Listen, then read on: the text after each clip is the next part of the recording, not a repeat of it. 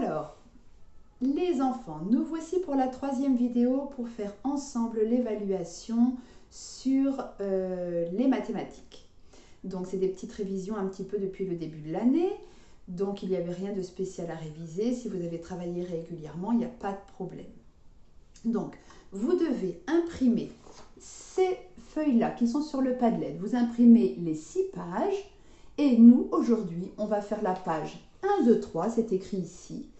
1, 2, 3. Donc, vous mettez à côté de vous la 1, 2, 3. Et la 4, 5, 6, on la fera demain avec aussi une vidéo. Donc, ne vous avancez pas. Vous faites juste la 1, 2, 3 avec moi.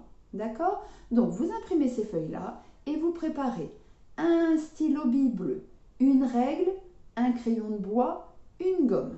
D'accord? Vous préparez tout ce matériel-là et ensuite, vous revenez vers moi.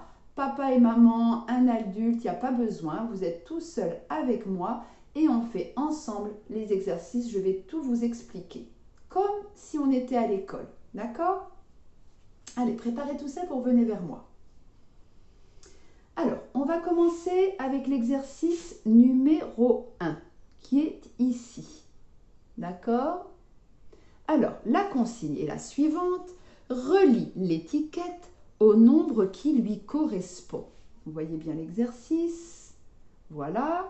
Donc, vous avez une liste de nombres en lettres à gauche et une liste de nombres à droite en chiffres.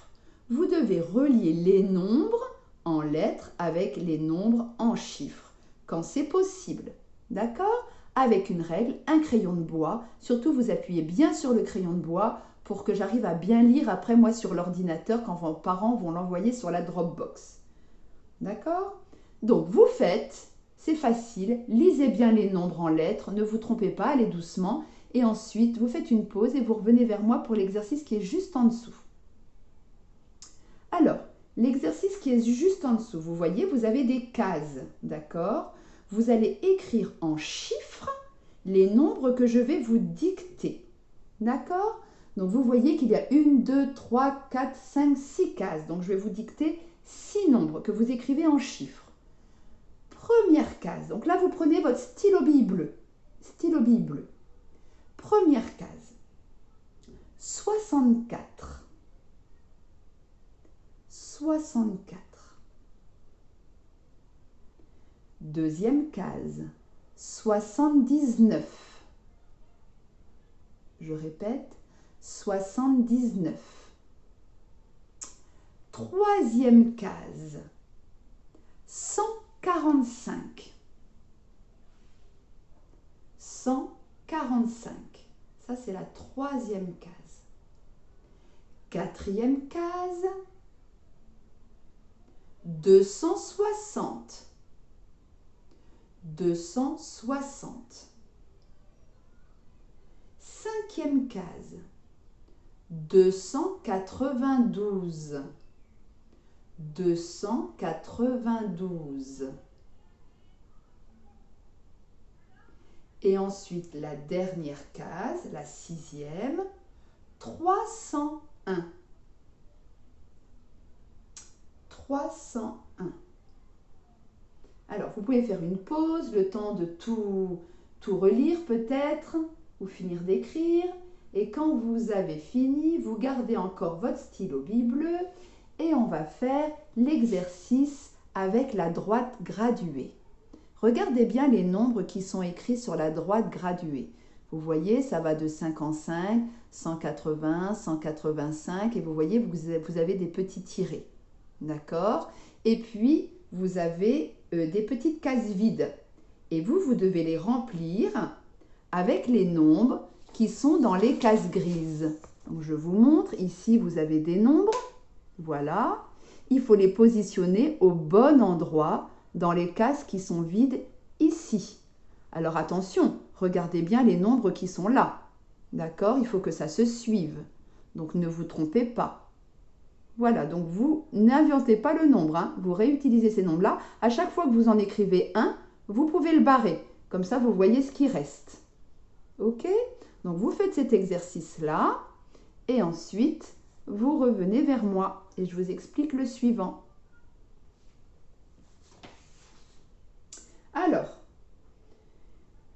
suivant. Donc, on en est à NC3. On en est ici, NC3. Donc, vous avez des nombres qui sont écrits en désordre sur les deux bandes de gauche. D'accord? Et vous devez les réécrire du plus petit au plus grand dans les deux bandes de droite. Donc, ici, vous avez des nombres. Vous les écrivez ici du plus petit au plus grand. Pareil ici, vous en avez 4 de nombres. Vous les écrivez ici du plus petit au plus grand. D'accord? Vous pouvez les barrer au fur et à mesure si ça vous aide. Vous faites cet exercice-là au stylo bille et ensuite vous revenez vers moi.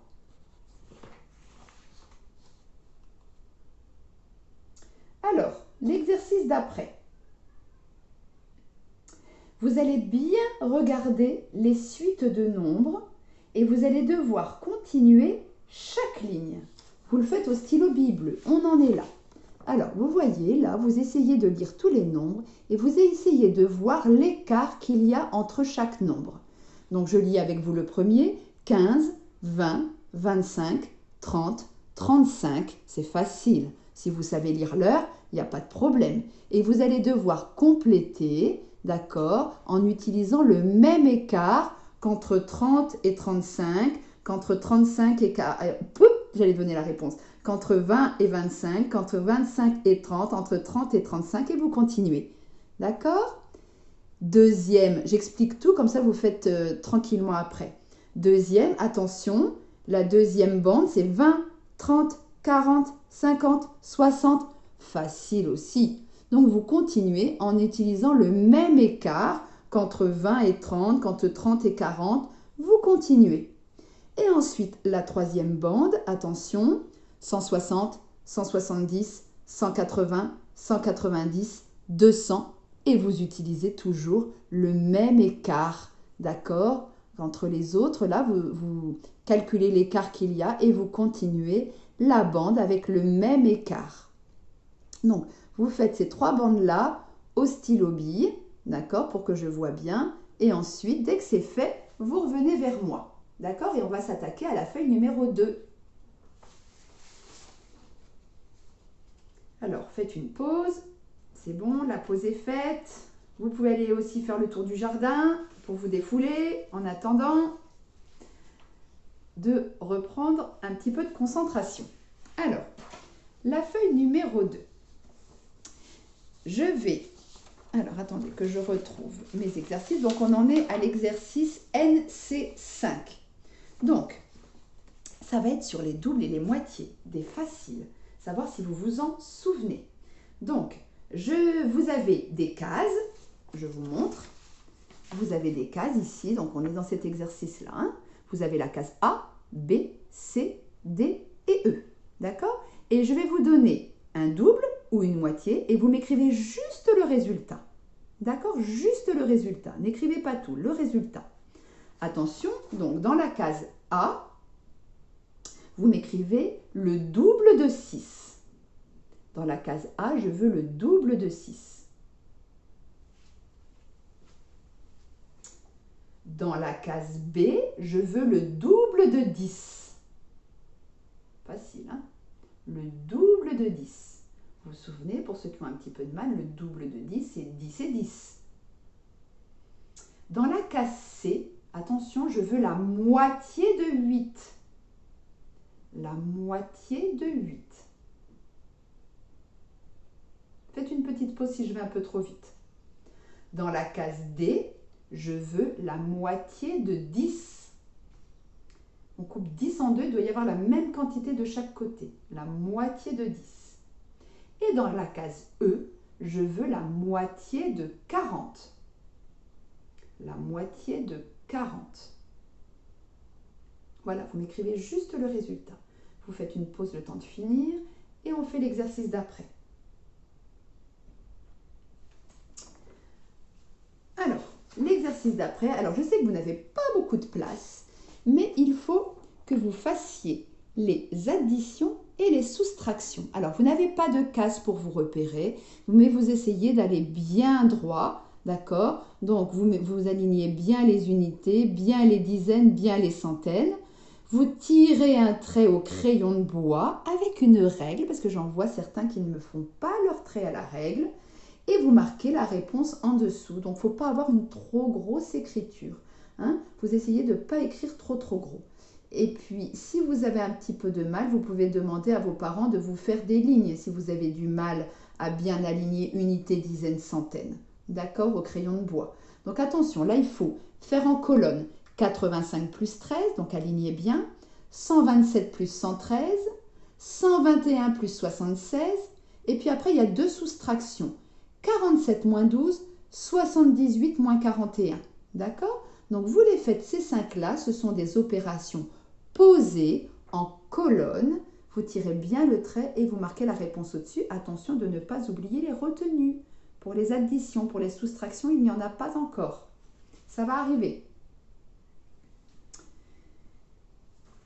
Faites une pause, faites vos opérations et vous revenez vers moi.